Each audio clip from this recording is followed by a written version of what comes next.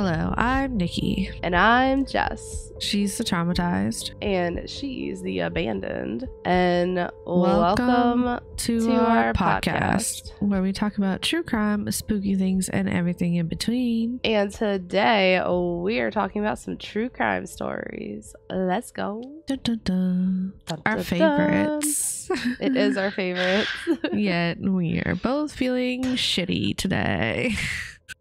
Which is unfortunate. The energy level might not be to par, but that's okay. We're here and we're going to do our best. And we hope you enjoy. How was your week? It's good. I woke up with a sore throat today, so that's not good. But Monday's appointment was maybe, what did I say? 4 pounds, 14 ounces. She was like 2 ounces from 5 pounds. So looking good. Still small, obviously, than smaller than the doctors would like. But looking good. Looking good. And then on Thursday at my other appointment, they were doing the fluids checks and heartbeats check, like all the checks on the baby. And her heart rate was a little elevated. So I had to do the stress test thing. And yeah, she was just getting excited as she was kicking the crap out of me. So everything's okay. Already starting drama.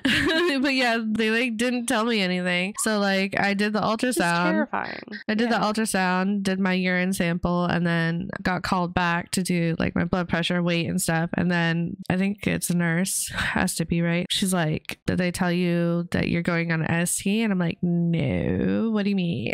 And she just took me to a room, dropped me off, and I was like, okay. That's terrifying. Yeah, because she hooked, I mean, I knew what it was because that's what I did for Beanie. I didn't do the ultrasounds. I did the NSTs where they hook up monitors and just listen to their heartbeat as they move and stuff. And so I knew what it was. I was just like worried because I'm like, this is the first time that they've put me on it after an ultrasound. So it's like something wrong. Yeah. So the doctor came in. She's like, yeah, it looks like she's just excited when she's kicking you. And I'm like, great. Or when she's moving. And I'm like, great. Yeah. So everything's good so far. A couple weeks left. That's it. Crazy. 36 weeks yesterday. According to them, according to me, or not me, but like my first ultrasound, Tuesday will be 36 weeks, but 36 weeks ish. So wow, if they induce me if they induce me at 38 weeks, that's only 2 weeks away. Like, are you excited? Nervous? Excited? I think I'm excited. Yeah, I'm nervous about trying the whole breastfeeding thing again, but now that I know the tools that I need, I think it'll be okay. So yeah, that's it. That's the baby update. Who knows? Love maybe by the updates. time this is out, she's here. That's crazy. Because we're like so far ahead. Crazy. So how was your week? Not good. But it's okay. Yeah. We're faking it till we make it. That's this year's motto. Fake it till we make it. This year sucks. My grandfather passed away on Sunday. So dealing with that, not great, just because it's been so much this year. I am going to be putting myself back in therapy because your girl needs some.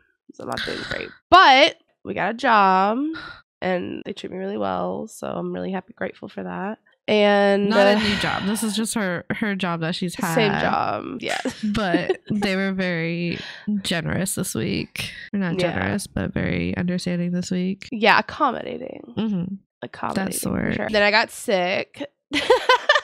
He gave me her cold. It's like we're passing it back and forth through Discord, which is not possible, but we're doing it. It's not possible. Like literally same symptoms, like coffee, like runny nose. It's great. So this week's going to be challenging too because we have the burial on Thursday and I'm going to try to suck it up and go to work. And it's just, I don't know. So, I mean, not great. Maybe work will help kind of help the day goes by faster. Yeah. Like I did have off all last week, but also I feel like that contributes to depression when you're kind of stuck. Like it gets very good to give yourself the time that you need to process, but also an entire week is kind of a lot. Yeah, to get stuck in that, it doesn't help. No. So just a PSA, there's therapy options out there. Therapy's great. So you're not feeling it, you're not feeling good, then go get help. Facts. There's nothing wrong with it. That was my week. It's depressing. Sorry. It wasn't great, but you know what? It's okay. It's not always going to be rainbows and sunshine. Happy. And yeah, this year has just sucked. like hardcore sucked. I'm ready for it to be over. 2023 can suck it. Like 2023 can suck it. It's just rough. But yeah, we'll be better. And I'm really excited for you to have the little one soon. So me too. And we do have plans for when she goes on her maternity leave, because I do want you to have as much time as you need. We've had a couple solo Nikki episodes, and we haven't had a solo Jess episode. We haven't. We'll see. Yeah, I mean, I'm excited. I'm excited for you. Yeah. I guess that's it. Fun fact of the day. Fun fact of the day. Did you know you cannot take your palm and touch the same shoulder? Did you know that? Yeah, I saw it on TikTok. Oh, you saw this? That's where I got my phone back. TikTok. Yeah, you know what TikTok. else I saw on TikTok? Did you know that the Titanic's pool is still full of water to this day?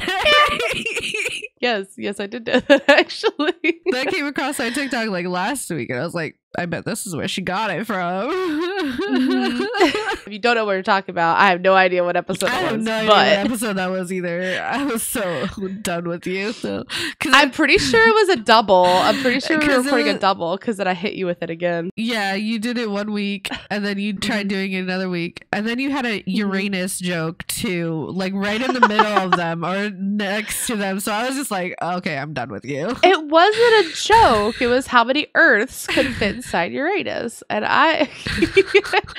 it was just the waiting.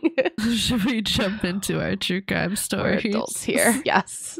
So I'm who an are you going adult. I to- don't know about you. No, I don't know if I'm an adult. I'm definitely not an adultier adult, so I need help sometimes. Tell me all. Okay. Anyway, who are you talking about? What are you talking Well, about? I'm gonna be talking about Cari Farver. That's all I'm gonna say. I can't say too much. Story over. Okay, next I'm talking about. I'm just kidding. That's it.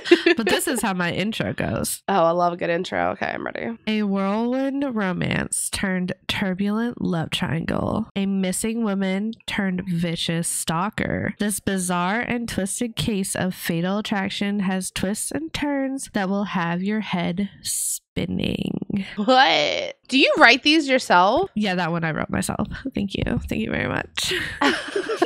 Okay, so full disclaimer, we're sitting here right before we're getting ready for the podcast, so neither one of us really, we have no energy for this shit. Like no social battery. That was a very good intro. I applaud you on that. Thank you. Mm-hmm. I wrote it yesterday. That's why. It was good yesterday. Love that. Cari Farver was born on November 30th, 1974 in Loa, California. The single mother and computer programmer's life changed when she walked into an auto repair shop one day in 2012. Dave Krupa, who moved to Omaha, Nebraska for a fresh start after the end of a serious relationship with the mother of his 2 children, began his new job as the manager of an auto repair shop. You see where this is going?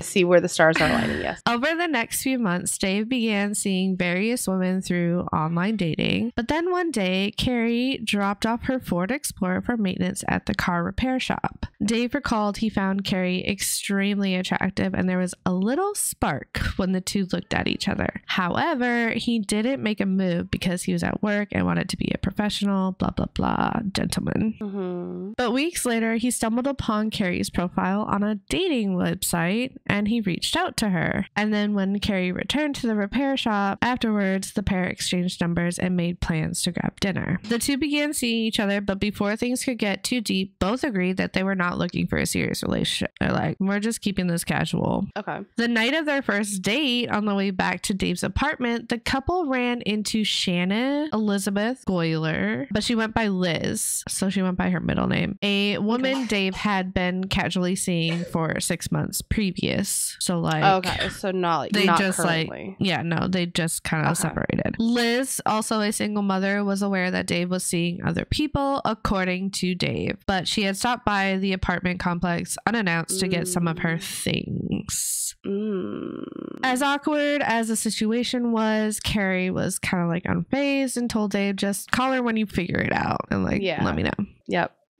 Side note, I mentioned earlier Dave had another woman in his life, the mother of his 2 children. That is Amy Flora. After 12 years with no firm commitment from Dave, they split. So basically 12 years. 12 years together, and Dave would not propose. So they kind of, Amy is like, I want to be able to get married to someone someday. Right. But they stayed friendly for the kids' sake, obviously. So there was no like bad blood, but just to put that in there. So okay. Cari worked close to Dave's apartment as a computer programmer at West Corporation, and the pair began to regularly meet up at his place. A few weeks into the relationship, Cari had a huge project at work and asked if she could stay at Dave's with him for a few days so she wouldn't have to drive an hour to her place in the country each night, which is understandable. I wouldn't want to do that either. Their relationship was going pretty well. Dave was even like reconsidering their casual relationship. I can kind of see this being serious. Okay. So on November 12th, 2012, Cari was staying the night at Dave's for the project thing, and the next morning she got ready to leave for the office, so the 13th. The 2 of them kissed goodbye and made plans to see each other in the evening. Well, then later that day, Dave received a strange text message from Cari, seemingly out of nowhere, requesting to move in permanently, asking like, should we move in together permanently? Oh, that's weird. Although Dave thought about making the relationship more serious, it was still too soon, and he declined. He's like, no, it's been like 2 weeks, bro. Yeah. And if that wasn't weird enough, the texts that came next from Cari were even more bizarre. Cari's text said, fine, I hate you, I'm dating someone else, I don't want to see you anymore, go away. What?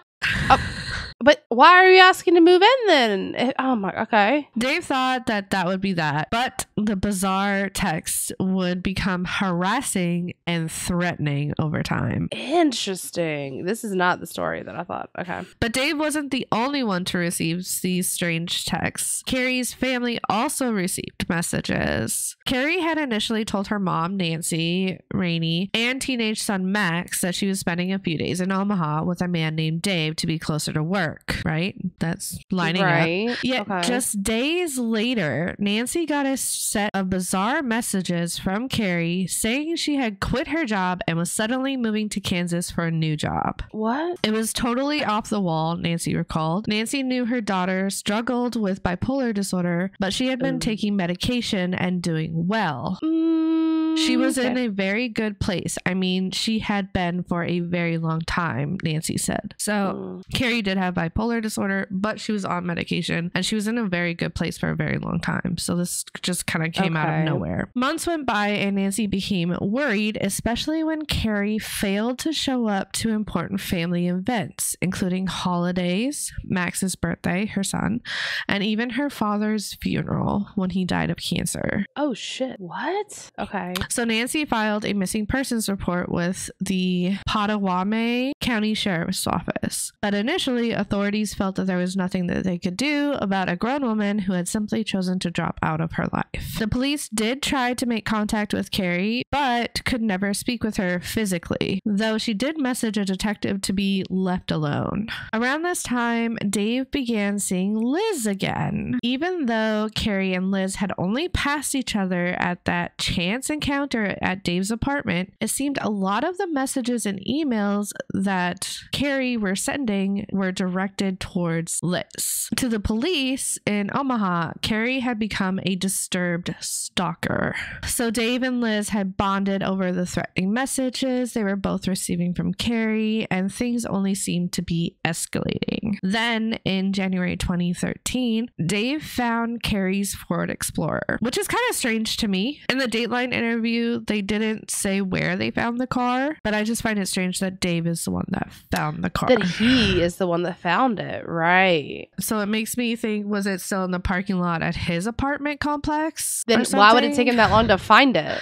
I don't know, because it was winter and covered up in snow. Oh, maybe. I don't know. Anyway, so he called it in and the vehicle was impounded and processed. It was really clean, but they found a single fingerprint on a mint container in the cup holder. So when they ran the fingerprint, there was no match at that time through the system. Detectives also did phone dumps on both Liz and Dave's phones. So they both turned in their phones, they received all the data and then let them go. Dave also received messages outlining exactly what he was doing, what he was wearing in that moment. So like it literally felt like he was being watched. Yeah. These messages were like super stalker. Yeah. Oh, I see you wearing your white shirt as you sit at your computer. He's like, what the fudge? You know what I mean? It's creepy. Most of the time he was receiving these messages when Liz was also with him in the room. So can possibly be Liz. I was thinking it was him. You think like it's him? faking it? Yeah, but if he's receiving him while he's in the room with Liz, that doesn't make any sense. So yeah. Pair were constantly filing complaints against Cari with the police. Like they're constantly going in, you know, she's harassing us, help, like whatever. Meanwhile, Cari's family was concerned about her and was just trying to get her to come home. Yeah. In April 2013, someone called Nancy, Cari's mom, saying that Cari was at a homeless shelter in Omaha. An investigator met Nancy there with a picture of Cari and asked if she had been there. Unfortunately, it was a dead end and Cari had never been there at all. So that's kind of disappointing.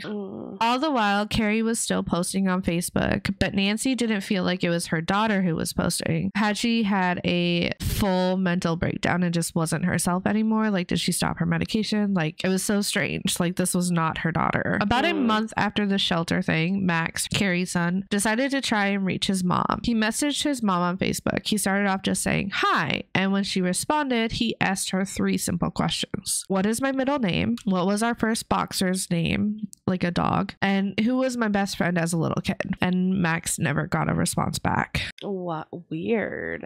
Right. Then in August, Liz's house, so we're going back to Dave and Liz, Liz's house had been set ablaze. And what? Yeah. That escalated very quickly. I was not prepared. You did not tell me to buckle. Sorry, buckle up. Actually, double buckle. Okay, so there we go. Liz was in the process of moving and she went back to check on her old house, and her old house had been set ablaze and her beloved pets had perished in the fire. Stop it. She claimed it had to have been Cari, and there were emails suggesting that it was sent to Liz and Dave. They were like, oh, I hope you and your kids burn your kids burn or something. I don't know. They were like, I'm so confused. They were only dating for like 2 weeks. Yeah. Dave repeatedly tried to change his phone number. Each time he would still start receiving the messages. And eventually he moved to Council Bluffs, Iowa in February 2015 to try and escape the harassment and also be closer to his kids. This actually seemed to work. The messages abated for a while. And also by then, the romance between Dave and Liz was also dying down. So see, my thought was like maybe he did this to like get Liz back. To get Liz back. Yeah, but yeah. Around April 2015. So we're in 2015. Okay. When did I say she went missing? 2012. 2012. I believe. Yeah, December 2012. So around April 2015 is when authorities finally stepped up. Detective Ryan Avis and investigator Jim Doty became intrigued with the case. They had heard about it around the office, kind of like water cooler talk, and they went and they requested to work on the case. Okay. They had their suspicions. The pair decided to approach the investigation through a unique lens, which I think is really, really cool. Avis would work the case as if Cari was still alive, and Doty would approach the case as if Cari was dead. That is very interesting. And Right? I like that. Okay. I think Doty said in the interview, you know, it's very easy to get like tunnel vision on these types of cases. So that's why they 100%. decided to do it this Yeah. way. Detective Avis learned that Cari had never used her checking account after she vanished. So that's interesting. But they started back at square one, diving into mountains of digital evidence and records. There were over 11,000 emails Dave had saved over the years, plus Liz's phone dump that they still had. They were learning a lot about Dave and Liz, but they had never actually interviewed Liz. Then the investigators would finally get a break they needed when Avis noticed Liz was in the station one day, walking with another investigator. She was filing a harassment report, but this time it wasn't against Cari. It was against Dave's ex-girlfriend and mother of his 2 children, Amy Flora. A third person enters? Okay. A third woman? Okay. All right. So Detective Avis asked if he could take this interview, like write down the interview or whatever. Liz claimed Amy had been stalking her on Facebook since Liz's most recent split with Dave, because they were like on and off again kind of relationship. Right. Right. She then said she started to realize that maybe Cari had never been the one stalking her and Dave at all. She suggested the culprit had really been Amy all along, who disguised herself as Cari. Okay, that opens up a whole nother can of worms then. Yeah. Liz also said that she was scared because a gun was stolen from Dave's apartment, to which Amy had a key for. Why would Amy have a key to that? To the apartment to drop off the kids. I don't know. Interesting. Okay, so this is from Liz in the interview. Like I said, they only dated for 2 weeks, and I don't understand why a person would still be stalking him almost 3 years later. I would find it more reasonable to believe that his kid's mom is the one. So that's her direct quote. That's kind of what I said too. I was just like the actual like, why would she be stalking him? Right. Like, that doesn't make any sense to me at all. After 2 weeks. Yeah, exactly. When she was the one that suggested that their relationship just be casual in the beginning. Yeah. Then just 1 day later, on the evening of December 5th, the case took another turn. God, okay. Liz felt like she needed some time alone to think, so she drove to Big Lake Park and she took a walk along the trail and sat down on a bench. That's when Liz made a frantic 911 call. She had been shot. What? Well, we found the gun. Not really, but okay. She was lucky, though. The bullet went clean through her thigh. In the hospital, she told a detective, a different detective, obviously investigating this crime, that a female she believed to be Amy came up behind her, stuffed the gun into her back, told her to lay down, then shot her in the leg and ran away. Yo, what if this is Liz, like, self-inflicting all this shit just to get his attention or something? I don't know. This is crazy. Right? A city task force was sent to Amy's apartment, and they told her she was accused of shooting Liz and searched her home. They interviewed her with a polygraph, which we all know, don't ever take a polygraph, even if you're innocent, where she denied shooting Liz over and over again, but she failed the polygraph. So, though the detective did feel like something was a little bit off, when he felt Amy's car, it was cold as if it hadn't been driven in a while. And a neighbor said Amy was home all afternoon. Yeah, like this doesn't make any sense to me. Okay. Detective Avis also went to the hospital to talk to Liz and basically played dumb, letting her believe that he believed her, whatever she was saying. Yep, that's always a good way to do it. Because Detective Avis and Doty had a pretty good idea of who actually shot Liz. Was it Liz? Tell me I'm right. I'm gonna go back. No! Okay, I've done this to you so many times. It's only fair. It's only fair. I'm okay with it. If you remember, back at the beginning, Liz had given her phone to the detectives to get that data dump. Like way back in the beginning of the investigation. Yep.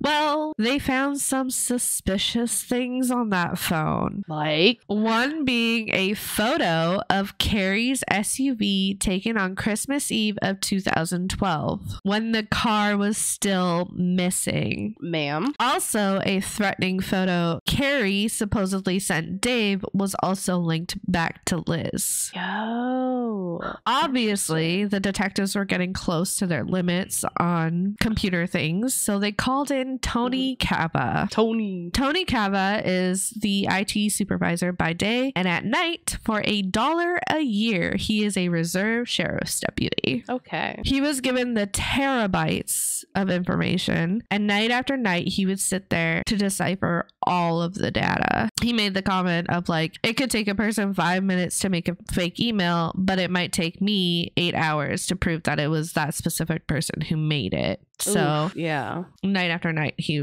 was doing this. Painstakingly, Cova compiled the evidence, and his conclusion was every one of those threatening emails and texts, the Facebook posts, and the YouTube videos all linked back to, say it with Liz. Me, Liz. Wow. Yo, she crazy. Oh, that's a different type of crazy. So where is she? Where is the original girl? Like, she just... Meanwhile, the two detectives were working on physical evidence, like the fingerprint from Cari's car. They had it analyzed, and it was a match to Liz. Wow. Which According to Liz's story, doesn't make sense because if they had only met in passing in a hallway, why is Liz's fingerprint in Cari's car?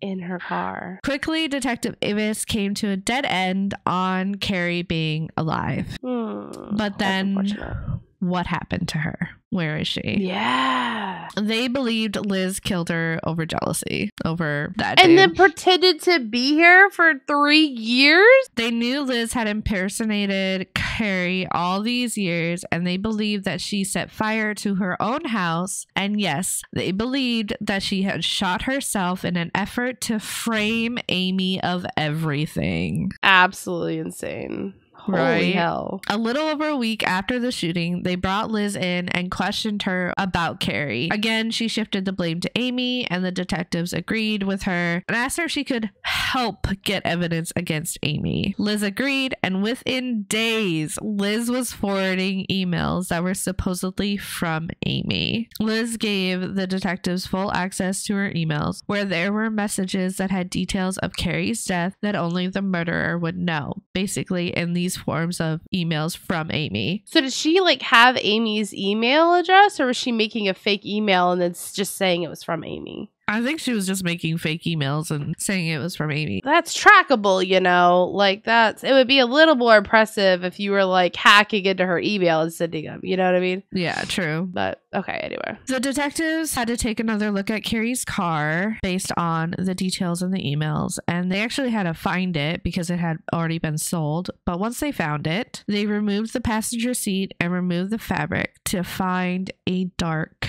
stain. Imagine you're the person who bought that car. Right? You've been like sitting in that seat this whole time, and they're like, oh, someone was murdered there. Like, that's exactly what I was thinking when I was typing this part. Is that crazy? Like, It was confirmed to be human blood, and the DNA matched Cari. Wow. So I'm really concerned about this person who just bought this car. So obviously it's going to get impounded now as evidence. Does the government pay you for that car? Or are you just fucked? I have no idea. That's a good question. How does that work? Compensated for the government taking your car? Probably not, but you could probably go back to whoever sold it to you and be like, yo, you sold me a murdered car. Well, what I'm thinking probably happened, because they impounded it at the beginning of the investigation. So either they probably returned it to the family sold it, or what happens to cars when they're impounded and not claimed or whatever, they sell at auction. Oh. They used to do that on the base in Virginia all the time. They would, the police would sell you would see like Dodge Chargers and like fancy ass cars like going for like cheap at those auctions. Okay. Interesting. But yeah, December 22nd, 2016, 4 years later, Liz was arrested. Wow. There was enough evidence to charge her, but it was still a very circumstantial case with no body. Liz waived her right to a jury trial, which means that the judge was the one who presided over the trial and would make the decision. Okay. But before the trial began, the detectives went back to Dave to see if he had anything else that could help with the case, because, you know, him and Liz were together for like years. And Dave remembered that he had a tablet in storage and turned it over, which, like, okay. But Cava examined the SD card, which appeared to be blank, but he was able to recover thousands of photos that Liz thought she deleted. Oh. And on there was a photo of a Chinese symbol tattoo on what appeared to be on a decomposed foot. What? Cari had the exact same tattoo. And there was also another picture of a tattoo, which was also confirmed that Cari had. Jesus. What? So they're thinking that those were the trophies, the pictures of the tattoos on her body. Disgusting. Ugh. Thought only serial killers took trophies. I guess any killer? Any killer, I think, can take trophies. Okay. The theory was that Liz had stabbed Cari to death in her own car on or around November 13th, 2012. She then spent 3 years sending 15,000 emails and up to 50,000 text messages posing as Cari to cover her deadly crime. She even burned down her own house, killed her pets, and shot herself in the leg to carry out her lies. That's insane. Right? Liz was convicted the following year of first-degree murder and second-degree arson, and she was sentenced to life in prison. Unfortunately, Cari's body has never been found. But wow. That is the story of Cari Farver. The fact that her body was never found is awful. It's so crazy to me. It's crazy. I kind of figured, because I was like, there's no way this woman, I mean, I'm not saying people don't get obsessed. I'm not saying that. Mm-hmm. But I was like, only 2 weeks and something's off. And then when you said she got shot after claiming that the gun had been stolen, I was like, that's suspicious. That's suspicious. That's a little weird. I mean, I was basically thinking the same thing when I was watching this, because I think I was cleaning one day when it was on the TV, and I was like, is it Liz? It's gotta be Liz doing all this, right? And then she got shot. I was like, it's definitely gotta be Liz doing all this. The shot in the leg is what actually, and she probably thought she was being so smart. Well, it's like who would ever think I would shoot myself? Her story was, somebody came up behind her, put the gun to her back, told her to lay down on the ground, then shot her in the leg, then ran away. Yeah, doesn't make any sense. Makes zero sense. Literally but okay. no sense. Okay. So I'm going to be talking about Leonarda Cianciulli. And you've never heard of her? No. Interesting. Not even close. This is going to be fun. Her story begins at the turn of the 20th century. So while she was married, she got pregnant 17 times. Okay. Of those 17 times, 3 of the pregnancies were lost due to miscarriages, and 10 children died in their youth. What? Yeah. So what, that leaves math? So when it came to her 4 surviving children, obviously their mother was a little protective. Okay. Like a very doting, very protective mother. Then in 1939, Cianciulli's son, Giuseppe Pinsardi, her eldest son, and some speculate her favorite child, announced that he was going to enlist in the Italian army. So like many Italians during that time, he wanted to do his part in the World War II effort. So he wanted to, sign up. Right. This announcement, combined with her belief in superstitions, set the wheels in motion for Leonarda Cianciulli to become one of the most infamous female serial killers of the 20th century. What? Crazy. Dun, dun, dun. Okay. Born on April 18th, 1894, in a quaint southern Italian town of Montella, Leonarda Cianciulli had a tragic life from the start. She actually ended up attempting suicide twice before she even became an adult. Yikes. So, very rough. When she married registry clerk Raphael Pinsardi in 1917, Cianciulli claimed her mother cursed her because she disapproved of the marriage. A random fun fact that I just found in here. Apparently in 1927, Cianciulli was imprisoned for fraud. Oh my. So that upon her release, she and her family moved from Potenza to Lacedonia, not too far away from where her childhood home was. Full disclosure, I am not Italian. I'm going to be botching these places and names. Please forgive me. I am doing my best. So on July 23rd, 1930, the Irpinia earthquake struck. Now, I don't know if you've heard of the Irpinia. I might be, again, mispronouncing it. It's Irpinia. It would later be categorized as one of the most destructive earthquakes in Italian history. Crazy. So Cianciulli was one of the thousands who lost their homes in this disaster. So between her suicide attempts, her mother's alleged curse, her various miscarriages, her imprisonment, losing the home, she basically realized that her life just sucked. Yeah. Like it was not something was off. So she did what any person would logically do, go to therapy. No. She went to see a fortune teller to get some insight. Yep. That's a great idea. So the fortune teller, who was a traveling Romanian woman, did nothing to quell her fears. In fact, she may have made them worse. Oh, boy. In your right hand, I see prison, the fortune teller told her. In your left, a criminal asylum. So good choices all around, truly. I wonder if that would have like changed her if she had given her something else. Actually, like, giving her some Positive hope. Yeah. Maybe. I don't know. That Anyway. have affected her decisions down the line. Maybe. Probably. I'll let you guys decide that at the end of the story. So, obviously, in today's like modern science and everything, it is well known that women can suffer from depression and anxiety after just one miscarriage. Mm-hmm.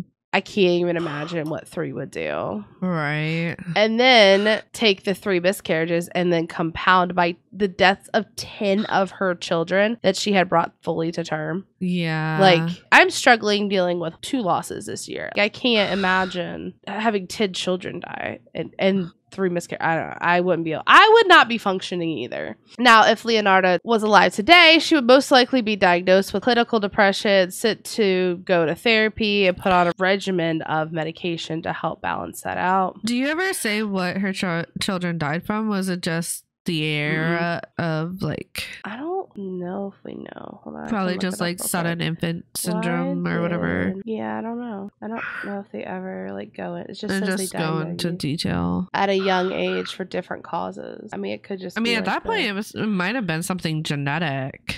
Maybe, yeah. I mean, because there's that case in Australia where the woman was like deemed a baby killer because all 3 of her children died as infants, but it ended up being a genetic thing, and she was released recently. Been, yeah. So it might have been genetics. Crazy. Like I said, in today's society, it'd be a little different, but in the 1930s, while living in a small province nestled, in the mountains in southern Italy, Leonardo resorted to superstition and paranoia.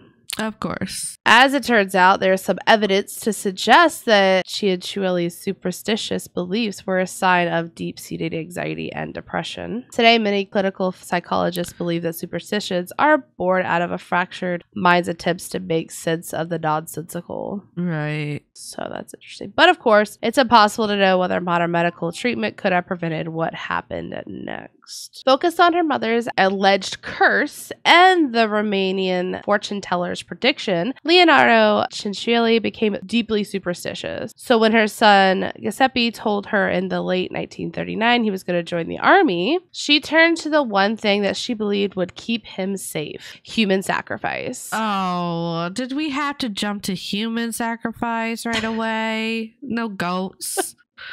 No chickens. Just straight to humans. Yes. Okay. There was no like easing into there it. Was it no was just stepping stones. We're here now. Maybe prayer, Nah. wishful thinking, wish upon a star, like human sacrifice. All right. So it's unclear. Full on. Just going all on it. All in. Yikes. It's unclear where she got this idea to sacrifice humans in order to save her son from dying in World War II. So Roman Catholics were prevalent in Italy during this time. They strictly were very against human sacrifice, as it was like, an abomination towards God and just wrong. Additionally, there is no known Romanian belief or superstition that embraces human sacrifice, so she didn't get it from the lady who told her. Yeah. Regardless of where she got her idea, Leonardo Cianciulli would go on to murder 3 women before she was caught. So her first Where victim, was her husband? Is her husband? I don't know. You don't know? He just he's never minding mentioned his either. own business, letting her like sacrifice humans. Did he die? It's a very old story. Yeah, right? So there's not a lot. You're asking very good questions. These are very good questions. Interesting. This one says that he was chosen by her parents to be married to. but But her mother cursed the them. marriage. Maybe she was just crazy from the start. Maybe a little bit. Okay. So absentee husband. That's how we have. Yeah, we don't know where he is. She's just off doing whatever she wants. So Leonarda, her first victim was a local spinster woman named Faustina Setti. Okay. Setti? S-E-T-T-I? Yeah, I would say Seti. So inviting Setti to her home under the ruse of setting her up with her husband. Nope. There's her husband. No. Setting her up with a husband in 1939. Ciancielli's instructed her to write letters to her family members telling them that she would be visiting the man abroad. Then she ended up drugging Setti with spiked wine before murdering her with an axe. Wow. Now, this is where it gets a little funny. The Not like funny, haha. Wasn't already a little at the beginning. Okay. Next, she cut Setti into 9 pieces and gathered her blood into a basin. In her official statement after her arrest, she described the things she did next. And I'm going to need you to double buckle. 9 pieces? Why 9? Double buckle. That's my favorite number. Why are you ruining my favorite number for me? Sorry. Okay. This is a quote. I threw the pieces in a pot and added 7 kilos of caustic soda, which I had brought back to make soap. And stirred the whole mixture until the pieces dissolved in a thick, dark mush that I poured into several buckets and emptied into a nearby septic tank. As for the blood in the basin, I waited until it had coagulated, dried it in the oven, and ground it and mixed it with flour, sugar, chocolate, milk, and eggs, as well as bits of margarine, kneading all the ingredients together. I made lots of crunchy tea cake and served them to the ladies who came to visit. Who's visiting her? Not me. The ladies. And then apparently Giuseppe and she also ate them. The cookies, the dessert, the treats, the blood human cookies. Treats. So Cianciulli also reportedly took Setti's life savings of 30,000 Italian lire, the equivalent of $17.94 back then, which is now inflated up to about $332 now, which is sad. That's a life savings. That's yes, yeah. But she told people that she received that as a payment for setting her up with a husband and that she left to go marry that husband. Sure. On September 5th, 1940, Cianciulli found another victim named Francisca Soavi. As with Setti, Cianciulli convinced Soavi that she had organized a teaching job for her abroad and made her write letters to her friends detailing the trip. Were these girls just like not smart or like? I mean, it's World War II era, and I don't know if she was just like super trustworthy. Yeah. And as she had with Setti, she fed her drugged wine, killed her with an axe, baked her into tea cakes, and stole her money. Baked her into tea cakes is not a sentence I ever thought I would hear. Her third victim, however, would be her last one. Virginia Cacioppo was a noted soprano who once sang at the famed La Scala Opera House in Milan. Oh. Now, Cianciulli had promised her a job working with an impresario in Florence, which prompted Cacioppo to pay her a visit on September 30th, 1940. So they all happened in like a month or two of each other. In the same year, right? Mm-hmm. Okay. Yeah. Has her son even gone off to war yet? Or is she just sacrificing as before? Well, you said 1940, so maybe he left in 1939, right? I don't know. Mm-hmm. He's in war, so she's doing this to protect him. As with her previous 2 victims, Cianciulli fed Cacioppo spiked wine and killed her with an axe. At least she's consistent. This time, however, instead of only baking her body into the tea cakes and feeding them to her neighbors, she also melted down her flesh and turned it into soap. Stop. This is the quote. She ended in the pot like the other 2. Her flesh was fat and white. When it had melted, I added a bottle of cologne, and after a long time on boil, I was able to make some most acceptable creamy soap. I gave the bars to neighbors and acquaintances. The cakes, too, were better. That woman was very sweet. Ew. What? Can you imagine being a neighbor and then having all of this come out and being like, yo, we've been using this soap for a week? I've been eating these cakes. Like, she made people cannibals. And they didn't know. That's so crazy. Like, forced cannibalism on people. Like, it's crazy. So gross. Mm-hmm. Can't eat at everybody's house. This is Have why you I seen don't do those potlucks. TikToks? This is why. This is why I don't do potluck. Can't eat at other people's houses. Oh my god, what was the one they were making like pasta in the sink or something? And I was like, anyway. Although Leonardo Ciccioli thought she had committed the perfect murders, she was wrong. Unlike her first two victims, who had very few concerned relatives, Cacioppo had a very worried sister-in-law. She didn't believe her letters detailing her quick departure and had in fact seen her entering Ciccioli's home the night that she had quote unquote left. What? So she saw her going into her house. Oh my gosh. Almost immediately, she reported her sister's disappearance to the police, who quickly started investigating. Because this is like a small mountain village, is what you said, right? Absolutely, yeah, nestled between two mountains. Mm-hmm. At first, Ciccioli defended herself. It was only when the police shifted the blame towards her beloved son that she finally broke down and admitted to everything, because that was like the whole thing. She was trying to protect him. And so, yeah, so her trial only lasted a few days. She was found guilty of all of her crimes and granted a 33-year sentence that echoed the Romanian's prophecy with eerie accuracy. So the prophecy had said 30 years in prison and 3 years in a criminal asylum.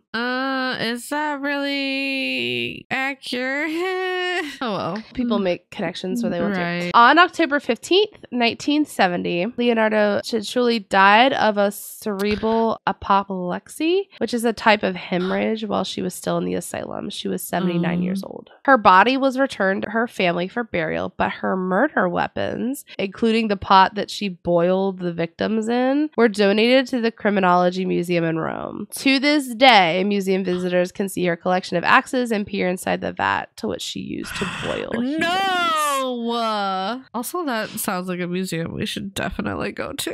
Right? I'm like, ooh, the criminology. criminology Yeah, criminology. museum.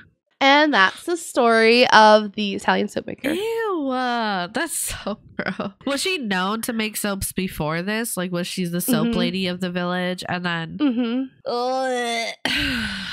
And she just baked them into their cakes, you know. Tea cakes. Like, baked her into a tea cake. Yum, yum, yum. That's just wild to me. And like, force people to... She just like was like, here, these cakes. Yeah, you never know. Do I have to question now every time somebody gives me like free sweets? Like, shit. Is there a body in this? Is this made from blood? I need to know. Is there any human parts in this food? Just start asking random people that you might get put into an asylum. Oh, all right, my god. Well, that's crazy. That's it for this episode. You need a moment. I wasn't expecting. I honestly cannot believe, you know who did her version of it was your girl who does murders and makeup. Monday Murders. Yeah. I mean, she did her version of it, and then like a couple other people did it. So that's it for this episode. If you enjoyed the podcast, don't forget to follow us, leave a comment. We got a couple of them. I see you guys. I appreciate you. Thank you. If you're watching on YouTube, hi, like and subscribe. We love it. We love it. You can also find us on Twitter, Instagram, and TikTok. Is it still called Twitter, or is it called X? It's called X now, but we can call it Twitter. Like, it's so dumb. Follow us. You can follow us on X and Instagram and TikTok. That's so dumb. Which technically Instagram is turning into whatever the fuck. Instagram's turning into what? What is Facebook and Instagram? Meta? Are they merging? Like, thought so. Please don't tell me they're merging. I like Instagram. Sure I hate Facebook. Don't think they would get rid of Instagram. I don't know. Anyway. You can find us on the social medias, whatever they're called now, with our username at TTATA Podcast. Thanks for that's what? It's where we post our updates and our episodes go live, so you guys can follow us. And in the bio of all of our social medias is our link tree, which has our email. If you have any questions, comments, concerns, any advice on getting rid of sicknesses, hit us up. Let us know. Thank you. Yeah. Thanks for listening. Next week, we're going to be covering cults, and it's going to be all beefy. We're just going to do a two-parter right off the bat, guys. So yes. One part for me, one part for her. Even though we still have no idea what we're doing. But... No, I do. Yes, we do. Yours? I thought we talked about it. Oh, we talked about doing big ones. I'm doing the Branch Davians cult. I don't think I decided which one I was doing yet, though. Yes, we're gonna do big ones. We're gonna do a big one. Big ones. Big one. The popular cults. Yeah, I'm gonna do Scientology. Just kidding. No, I'm not. That is scary stuff. Yeah, you're gonna do that and then leave for a couple weeks. You're gonna come back and we're gonna be like, did she get caught up by the Scientology people? No. With that, we're gonna leave you with this inspirational quote. Yeah. I am thankful for my struggle because without it, I wouldn't have stumbled across my strength. By Alex L. Well, damn. That was really good. Right? I need some of that strength next week. Next week's gonna be better. It's gonna be great. It's gonna be better. I say to you, it's only temporary. Thanks for listening again, guys. Until next time. Bye.